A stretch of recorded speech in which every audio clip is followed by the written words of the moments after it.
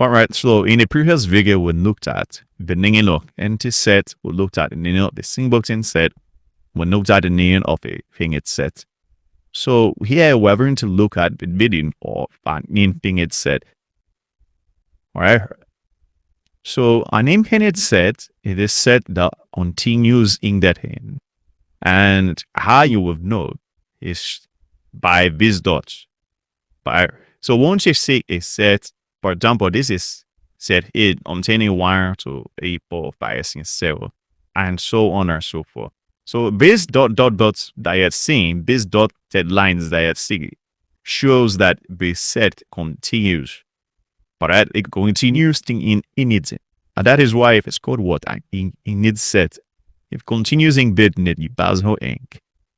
Alright. So when you see a set containing these dotted lines at the end, it shows that that set is an infinite word, is an infinite set. Alright. That means that in your bio, elements in that set must be counted. Alright. It contains an uncountable variable of elements. Finite set contains a united or countable number of what of elements. Here we had an uncountable number of what of elements. Alright. So means we're then going to look at equal sets. So what are equal sets? Equal sets are sets which contain exactly the same elements. Equal sets are sets which contain exactly the same elements, irrespective of how they are arranged. So you can have this that irrespective of how they are arranged,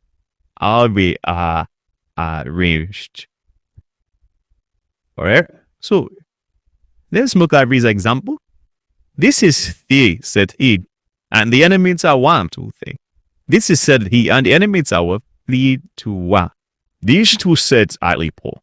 Why they or because it contains exactly the same elements, but they are not arranged the same way. But it's until exactly the same element. The elements in A are 1, 2, 3. The elements in B are also 1, 2, 3, but they are arranged in a different way. Alright, so this is an example of what? Of an equal set because it contains exactly the same elements. So that means that set A is equal to what? B.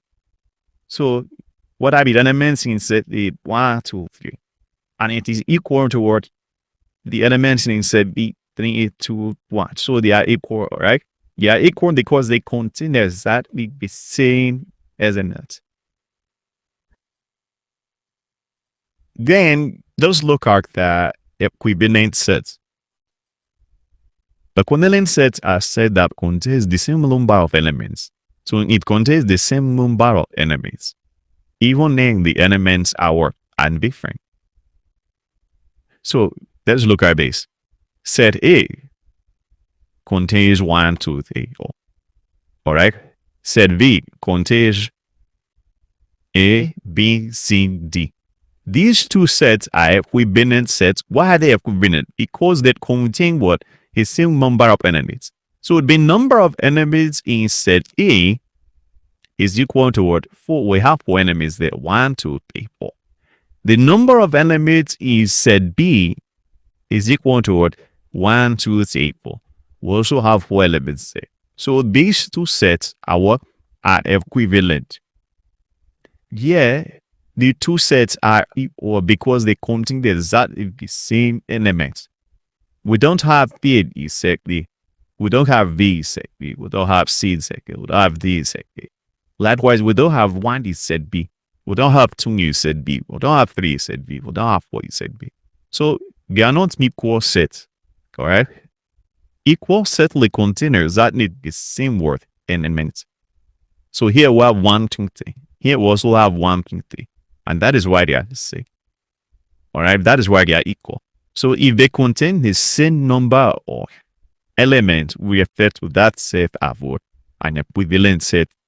So again, if all sets are sets which contain exactly the same elements, they contain exactly the same elements. Equivalent sets are sets that contain the same number or elements, the same number of elements. equaling their elements are different. Again, equal sets are sets which contain exactly the same elements irrespective of how they are arranged. Equal sets are sets that contain the same number of elements, equaling their elements are different. Right? So it means we're going to look at subsets and inverse sets.